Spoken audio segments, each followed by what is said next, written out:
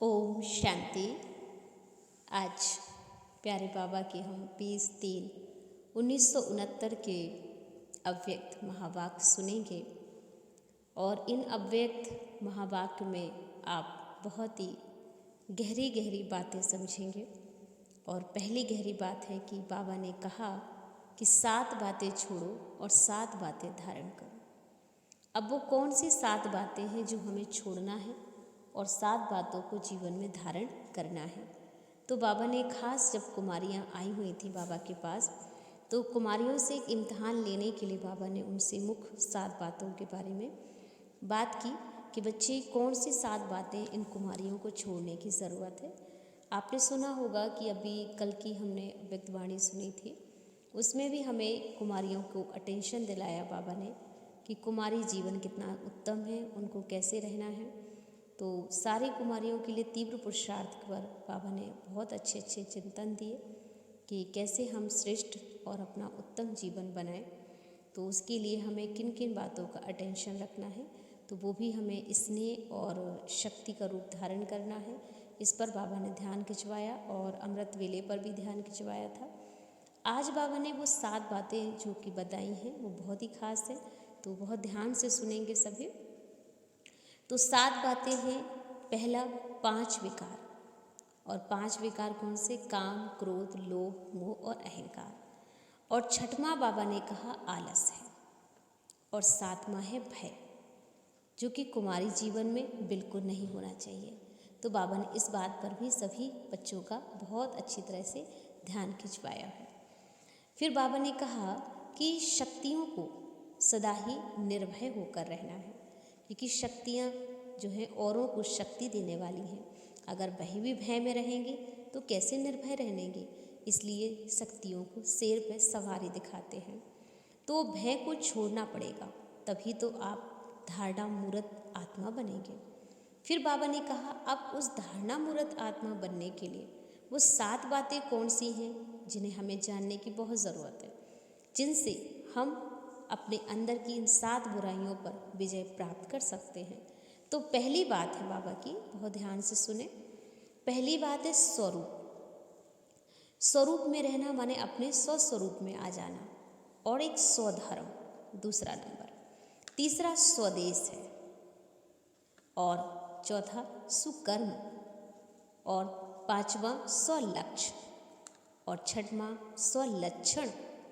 और 7वां स्वदर्शन चक्रधारी बनना। ये 7 बातें हमें धारण करने की बहुत बहुत ज़रूरत है। और इनको धारण करने से क्या बन जाएंगे हम? शीतला देवी। काली तो बनना नहीं है हमें, हमें शीतला देवी बनना है।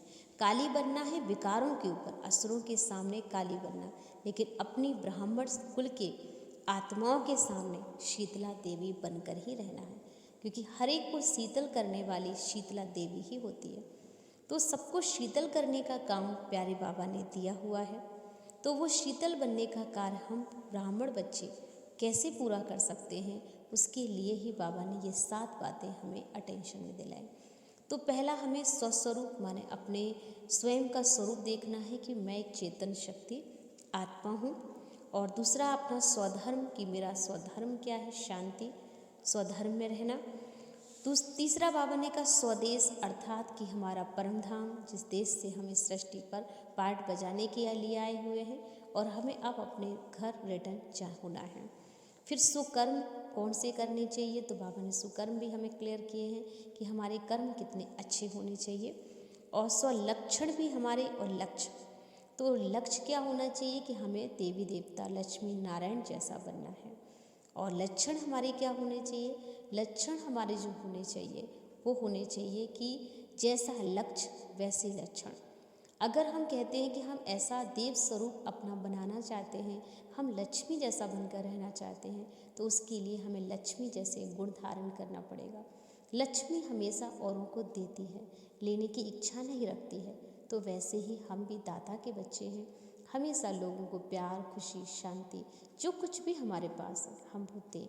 क्योंकि बाबा ने कल की अव्यक्त वाणी में यही बात रखी थी कि देवियों की जब हम मंदिर में जाते हैं तो देवियों को जब हम दृष्टि लेते हैं, उन्हें हम देखते हैं, तो हमें ये एहसास होता है कि उनकी आँखों में जो मीठी सी पानी की जो एक उनकी आंखों में नमी होती है, जो उनकी आंखों में इतनी शांति होती है, वो देख करके हर एक को अपनापन महसूस होता है। दूसरा, हम देवियों को देखते हैं कि अस्त्र भुजाधारी है और शेर पर सवार है। तो इसका मतलब कि वहाँ पर भी हम ये देख पाते हैं कि जो देवियाँ हैं वो देवियाँ खास एक वो शक्ति रूपा है जिसमें प्रेम भी है और साथ में वो शक्ति भी है। तो ऐसी रूप बनाने के लिए बाबा ने हमें कहा कि जैसा लक्ष्य हो वैसे आपके लक्षण भी लोगों को दिखाई पड़े, तभी तो लोगों की भावना आपके प्रति श्रेष्ठ बैठेगी। फिर बाबा ने कहा कि बच्चे स्वदर्शन चक्रधारी बनना है तो उसके लिए अपने स्वस्वरूप में टिकना ही पड़ेगा, तभी आप अपनी मंजिल पर पहुंच सकते हैं। और उसके लिए लास्ट पॉइंट है हमारा 7वां कि हमें स्वदर्शन चक्रधारी बनना है। हमें सिर्फ और सिर्फ अगर देखना है किसी को तो स्वयं को देखना है, अपने भविष्य को देखना है, बाकी हम किसी को देखने के लिए संसार में नहीं आए हैं। औरों को देख देख कर तो हमारी गिरावट ही हुई है, इसलिए सिर्फ हम देखेंगे तो अपने आप को देखेंगे, स्वयं का दर्शन करेंगे कि मैं क्या हूँ और मुझे क्या बनना है, मुझे भगवान ने क्या रोल दिया है, मैं क्या कर सकती हूँ। इन्हीं बातों का चिंतन मंथन करते हुए हम आगे बढ़ेंगे आज की अव्यक्त वाणी की ओर। आज बाबा ने कहा सभी किस स्मृति में बैठे हो, किस देश में बैठे हो, व्यक्त देश में हो या अव्यक्त देश में हो। अव्यक्त को व्यक्त में लाया है व तुम अव्यक्त हुए हो। अभी की मुलाकात कहाँ कर रहे हो?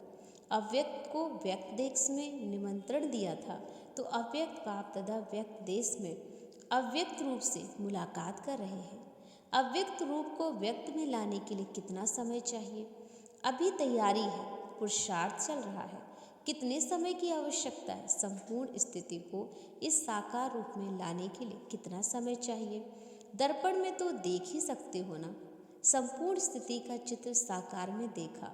साकार तंत्र जो था ना वह संपूर्ण कर्मातीत स्थिति नहीं थी, उसकी भेंट में बताओ। उन जैसा तो बनना ही है ना, गुणों को भी हमें धारण करना। जैसे ब्रह्मा बाबा थे ना, तो हम देखें कि ब्रह्मा बाबा के जीवन में कितने श्रेष्ठ गुण थे, ऐसे ही गुणवान मुझे बनना है, वो गुण अपने जीवन में धारण करना है। तो खुद की हम चेकिंग करेंगे कि क्या गुण वो मेरे अंदर आए हैं। तो उनको अंतिम स्थिति, गुणों को ही धारण करना, तो उनकी अंतिम स्थिति और अपने वर्तमान स्थिति में कितना फर्क समझते हो? उसके लिए कितना समय चाहिए? साकार का सबूत तो इन आँखों से देखा। उनके हर गुण हर कर्म को अपने कर्म और वाणी में भेंट करो तो मालूम पड़ जाएगा कि अभी समय के हिसाब से 25% भी बहुत है। समय परमार्थ का है, बहुत कम है, जिसको पुरुषार्थ कहते हैं। इसलिए जैसे याद का पाठ रखते हो, साथ साथ अब यह भी पाठ माने चार्ट रखो कि हमें कैसे याद को बढ़ाना है। साकार जो कर्म कर रहे थे, जो स्थिति जो स्मृति थी, उन सभी से भेंट करनी है। अच्छा, आज कुमारियों का बाबा इम्तिहान लेते हैं। सभी जो पुरुषार्थ कर रहे हो ना, उसमें मुख्य 7 बातें धारण करनी है और 7 बातें छोड़नी है। तो बाबा ने कहा वह कौन सी 7 बातें हैं जो बच्चों को धारण करनी है और छोड़नी है। कुमारी ने तो अपना अपना सुनाया, लेकिन छोड़ने का तो सभी को सुनाते ही हो ना। 5 विकार और उनके साथ आता 6ठा आलस और 7वां है आलस भय। तो ये भय भी बहुत बड़ा विकार है। शक्तियों का मुख्य गुण ही तो निर्भय होता है, इसलिए भय को भी हमें छोड़ना होगा। अच्छा, अब धारण क्या करना होगा? अपने स्वरूप को जानना है और स्वरूप के स्वधर्म और स्वदेश, स्वकर्म, स्वलक्ष्य, स्वलक्षण और स्वदर्शन चक्रधारी बनना। ये 7 बातें हमें धारण करनी है। इनको धारण करने से क्या बनेंगे? शीतला देवी बनेंगे, काली नहीं बनना है। अभी शीतला देवी बनना है, काली बनना। विकारों के ऊपर, असुरों के सामने काली बनना है, लेकिन अपने ब्राह्मण कुल के पास जब आते हो तो शीतला देवी बन जाना है। तो ये बाबा ने हमें बहुत ही गहरी गहरी बातों पर अटेंशन दिलाया है कि हमें शीतला देवी अब बनना है, अपने शीतल स्वभाव संस्कार अपने परिवार के प्रति, और हमें काली बनना है अपने मानसिक बीमारियों के प्रति। क्योंकि आज अगर आप देखें तो कितनी सारी मानसिक बीमारियां हो गई हैं, तो इन बीमारियों पर विजय प्राप्त